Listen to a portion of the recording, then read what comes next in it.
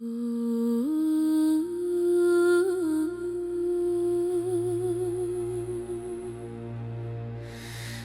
all of this is happening, Ithaca, the Odysseus kingdom, is not just sitting there waiting for him patiently. Odysseus has been gone for over 20 years, 10 for the war and 10 trying to just get home. Everyone assumes he is dead.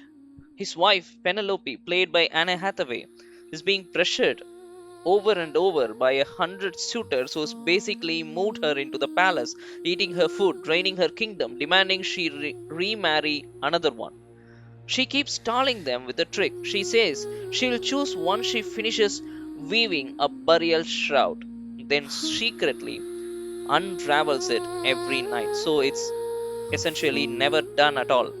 Meanwhile, their son, Telemachus, Tom Holland's character, is not just a kid anymore. He is a young man now, humiliated by his own home, watching strangers eat his father's cattle and quote his mother with no power to stop it.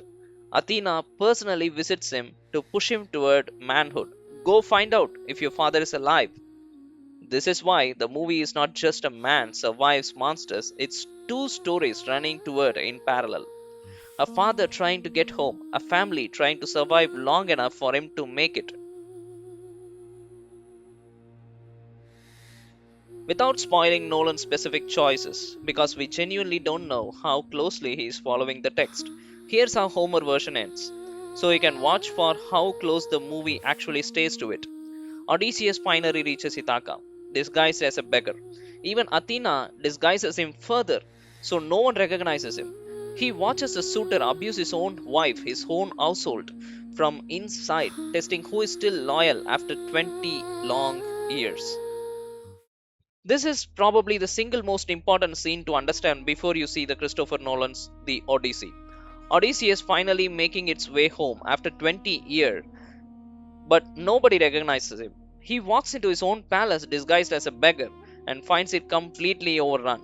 Over 100 men have moved in and eating his food, drinking wine all the time, and asking his wife to remarry, assume he's still dead. His wife Penelope announces a contest to finally get rid of them.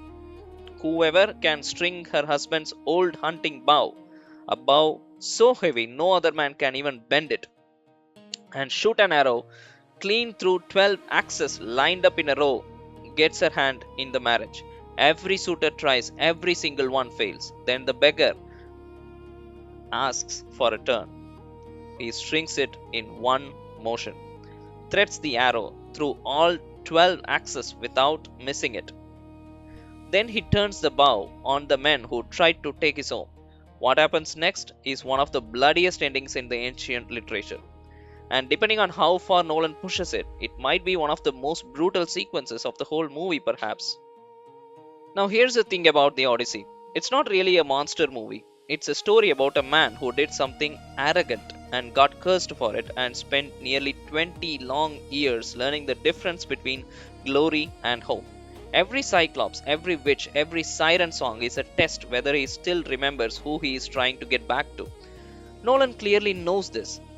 That tagline, Defy the Gods, is not just a marketing fluff, it's the entire theme of poem in 2 words. So now when you sit in a theater, you're not just watching a spectacle, you're watching 3000 years of storytelling finally got to the IMAX treatment it deserves. If you like this video, please give a thumbs up, and if you want to see more contents like this in future, please do subscribe to Ask Mythology. Until then, thanks again. Thank you everyone. Thank you for your time. Bye bye.